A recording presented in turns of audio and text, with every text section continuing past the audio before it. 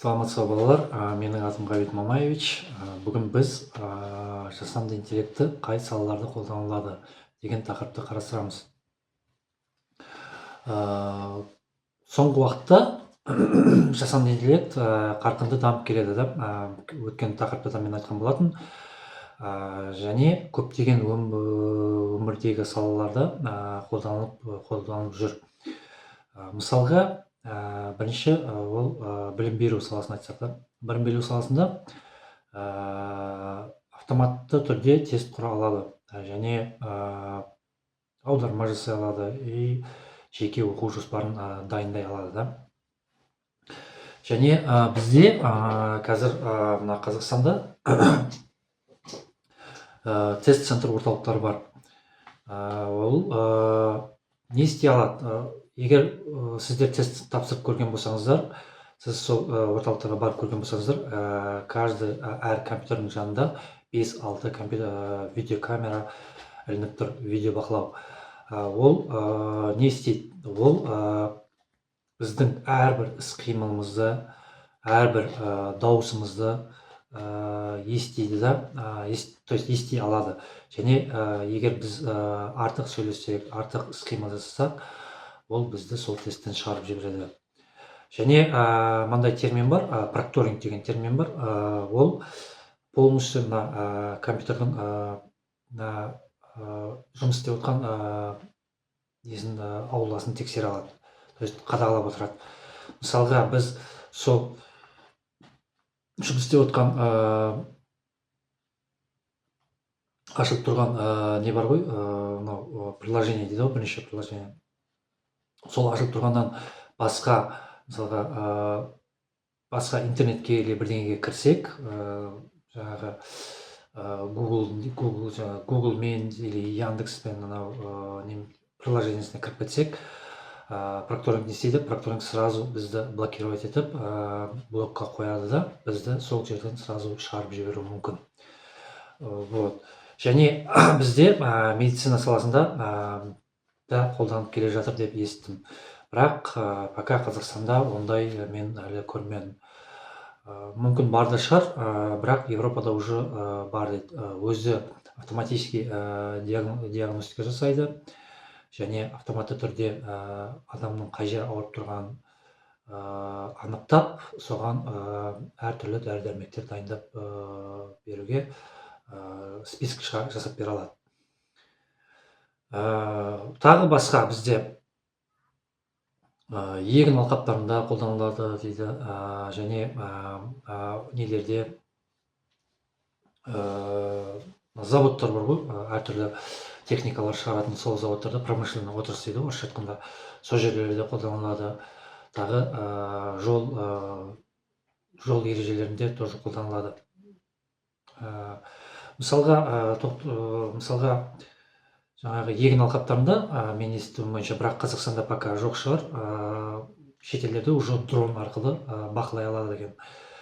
Мысалға, сол егінде дронды ұшыру арқылы жаңағы сол егінде қанша су жетпей жатыр, су қарылды ма, влажность және қай жерлер құрғап кетті, қай жерге мысалға жаман арам шөптер шығып кетті, соның бәрін фиксировать етеді, және соны бізге беріп отырады сол туралы ақпараттар. Или болмаса, даже может робот сияқты болып шығып, может сол жаңағы сорняк дейді, жаңағы арам шөп дейді, соны өздері жұлып тастап отыруы мүмкін. Одан басқа да мен бұрын бір хабарлама оқыған болатын, статья дейді, мақала дейді, қазақша айтқанда, оқыған болатын, бір 5-6 жыл бұрын, негізі ол кезде жазылып тұрған 2023 жылы деп.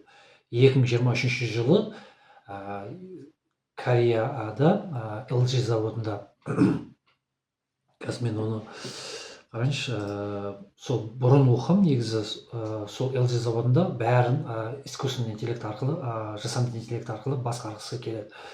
То есть жасанды интеллект арқылы жаңағы закуп дейді, барлық нелерді сатып алу, производствоның бәрін, жасалып жатқан дүниелердің бәрін автоматты түрде жасау роботтар арқылы. және де ол жерде бір адамның несі болмайды деп естігемін. Сондай деп жазылған жаңағы мақалада. Точно білмеймін, ол жақта қолданып жатыр ма, қолданбай жатыр ма. Бәрін автомат басқарады, робот басқарады. Автомат түрде жасанды интеллект. Негізі точно білмеймін, шынымен қолданып жатыр ма, қолданбай жатыр ма. Может, қолданып жатқан шығар. Мен оны бұрын оқыған болатын. Вот. Енді өзіміздің Қазақстанға оралсақ, біздің Қазақстанда қай жерде жасанды интеллект қолданып жатыр деп сұрақ туындайды. Мен көп осы сабақ беретін мектептерде, колледждерде сұрақ қойған болатынмын. Сол жерде көбісі былай жауап бере алмаған болатын да, балалардан сұраған кезде. Негізі біздің осы мектепте, кәдімгі оқып жатқан оқушылар оқып жатқан мектепте негізі искусственный жасанды интеллект қолданылады. Қай жерде десеңіздер, ол мектепке кіреберіс ауызда турникет дейді ғой. Сол турникетте уже жасанды интеллект қолданып жатыр. Неге деп ойлайсыздар ма? Неге деп ойласаңыздар, мен қазір соны түсіндіріп өтейін. Мысалға, бір оқушы дейді, оқушы или мұғалім сол турникеттен өткен кезде оның сол жердегі видеокамера арқылы, оны видео бақылау арқылы оның бетін сканировать етеді, болмаса жаңағы карточкасын сканировать етеді. Сол карточкасы или беті арқылы соны сол оқушыны или оқытушыны өткізеді. Егер сол базада, база дейді ғой, сол базаға автоматически өзі сақтайды. Сол сақтаған базаның ішінде жаңағы оқушы өткен кезде бар болса, онда что турникет бізде ашылады или өткізеді. Шлагбаум дейді, или турникет ашылады или өткізеді. Егер сол оқушы или мұғалім сол базада болмаса, ол турникет ашылмайды, немесе өткізбейді. Сондай, сол арқылы бізде данный момент біздің мектептерде қолданылып жатыр. Енді оның кемшіліктері бар. Қандай кемшіліктері десеңіздер, мысалға, әрбір оқушы турникетті, то есть сол мектептен да, или оқушы болсын, или жаңағы оқытушы болсын, басқа мектепке ауысып кететін болса, оқытушы шығып кететін болса, сол мектептен оқушы басқа мектепке ауысып кететін болса, или 9-шы класстан колледжге бірдеңе кететін болса, сол турникетте сол оқушының базасы, несі, ақпараттары қалады сол неде. Оны турникет өзі автоматически удалить ете алмайды. Өйткені ондай возможность пока жоқ. Оны кім удалить етеді? Оны арнайы өзінің дайындалған специалистері, өзінің дайындалған мамандары келеді, сол ішіндегі базаны удалить етеді. Вот. Мен не предлагать етсем? Мен предлагать еткім келіп отыр. Негізінен сол неге бағдарлама жасасақ деп. Сол бағдарлама арқылы оқушы мен оқытушының данныйын удалить етіп тұратын бағдарлама жасау керек деп ойлаймын да. Ол қалай жұмыс істейді? Ол мысалға, ол оқушы, мысалы кеткен оқушы осы мектептен, или жаңағы оқытушы 3-4 айдың ішінде өтпесе, жаңағы видеокамера ішіндегі жаңағы ақпараттармен анализ жасап, сол анализ арқылы егер өтпеген, 3-4 айдың ішінде өтпеген оқушы или оқытушыны автоматты түрде удалить етіп тастауға болады, жоюға болады да. Сондай бағдарлама негізі құрастыруға болады. Вот менің ойым. Енді екінші бізде нақты Қазақстанда қолданылып жатқан екінші ол искусственный интеллект, жасанды интеллект, ол бізде жол ережелерінде да, или болмаса қазіргі жол полицияларында. Неге олай айтып отырмын? Өйткені біз бәрімізге мәлім, чтобы каждый жолда, әр жолдың углында камера ілініп тұр, видеокамера ілініп тұр, видео бақылау. Ол видео бақылаумен біздің жаңағы жолдан жасаған нарушениелерді бақылайды, машиналардың нөмірін бақылайды, тағы не, пробканы бақылайды, жолдағы кептелісті, және аварияны бақылайды, тағы сол сияқты да көп нәрселерді мысалға сол камера арқылы бақылап отырады. Және бізде мынандай уже бәрімізде осындай приложениелер бар да. Тугис ең популярный приложениенің бірі, ол Тугис и Яндекс карта да, Яндекс такси. Вот сол арқылы біз мысалға егер соны қолданып жүрген болсақ, сол арқылы қай жерде пробка болып жатыр, қай жерде авария болып жатыр, біз біле аламыз.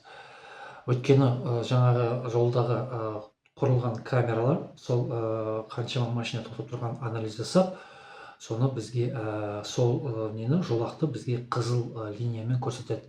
И сол біз қызыл линияны көре сала, біз оны айналып өтуге тырысамыз. Вот. Және олар жаңағы сол жерде болған аварияны тоже бізге айтады. Осындай жерде авария болды деп бізге айта отырады. И ол және сол жаңағы программалар арқылы біздің өмірімізді жеңілдетіп отырады. Сары болса там қатты пробка емес, қатты жаңағы кептеліс емес, жүруге болады. Жасыл болса кептеліс жоқ деген есеп да. Вот. Және де мен ойлаймын, мысалға көптің сұрағы, мысалы көп қандай мамандықтар уже осы жасанды интеллекттің арқасында жұмыссыз қалуы мүмкін дейді да. Осы жаңағы дорожный жаңағы, то есть жол ережелері туралы, жол полицияларының жаңағы камералары арқылы мен өзім ойлаймын, жол полициялары жұмыссыз қалатын сияқты деп ойлаймын. Неге? Өйткені барлық жерде камера арқылы штраф та келеді, нарушение де келеді, басқа жаңағыдай аварияда мысалға апаттарда, түрлі апаттар сол камера арқылы бәрін бақылап отырылады. Вот. И соған қарағанда мен уже жол полицияларын скоро шығармағанмен де бәрін қысқартуы мүмкін деп ойлаймын. Өйткені дрон дейді ғой, дрон ұшқыш аппараттар және квадрокоптер дейді, сол ұшқыш аппараттар арқылы уже көп қазір бар. Мысалға бәріміз көбіміз мысалы қолданып жүрміз. Менде мысалға екеуі бар, роботтары бар. Сол дрондар, жерлік дрондар бар и ұшатын дрондар бар. Сол дрондарды жіберіп, авария болса мысалға, сол аварияны солар суретке түсіреді, видеоға түсіреді, және нөмірлермен жаңағы сол нені базаға енгізіп, қай жерде, и сосын ол оралады да, сол жаңағы неге, сол полиция бөлімшесіне оралады да, и сол арқылы мысалға кім ана жерде кінәлі, кім кінәсіз екенін анықтай алады деп ойлаймын. Сондай дрондар скоро уже бізде болатын сияқты. И егер ондай дрондар уже пайда болса, уже жаңағы жол милициялары, полициялары бізде уже либо қысқару мүмкін, либо оларды алып тастауы да мүмкін. Вот. Бірақ көп сала осы жасанды интеллект арқылы алмастыратын болса, оның орнына басқа салаларда келуі мүмкін. Мысалға, қандай салалар келуі мүмкін?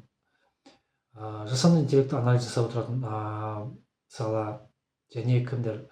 Және специалист дейді, мамандар, жасанды интеллекттің мамандары, программалайтын мамандар. Және робототехника, анау түрлі роботтардың мамандары, солардың тағы да данныйларды, мысалға сол жаңа база данныйларды анализ жасап отыратын мамандар пайда болуы мүмкін. Және кибер атака дейді, бізде кибер қауіпсіз дейді, соларды бақылайтын адамдар, мамандықтар пайда болуы мүмкін. Неге бұлай айтып отырмын? Өйткені көп маманды қазір жасанды интеллект ауыстырып жатыр. Мысалға, Магнумның өзінде көп, мысалға, уже там кастирлерде отырады, бірақ мына жағында кәдімгі автоматты онлайн кассирлер тұр. Сіз штрих-кодты көрсетесіз, и анау сізге сразу қандай зат алғаныңыздың пакетімен шығарып бере алады, суммаларын шығарып бере алады. Тағы қандай мамандық, тағы нелерді, автомобиль таксистер. Таксистердің орнына или автомобилистердің орнына уже қазір автопилот деген шығып кетті. Автопилотты мысалға мысалға қазір көптеген датчиктердің арқасында, көптеген жаңа гироскопический датчик, ультразвуковой датчик, және қандай ультразвуковой, там гироскопический и цветовой датчик, солар арқылы сол автопилотты басқарып отырады, машинаны басқарып отырады, автомобильді. Вот. И тағы кәдімгі документтер, мысалы чоңдарды, басқа жерде документтер тексеріп отыратын мамандарды қазір тоже ЕКОВтар уже ауыстырып жатыр. Өйткені бізде уже көп документтер цифровой неде көре аламыз. Интернеттен неден уже сразу шығарып аламыз. Вот. Осымен сабағымыз аяқталды. Сау болыңыздар балалар.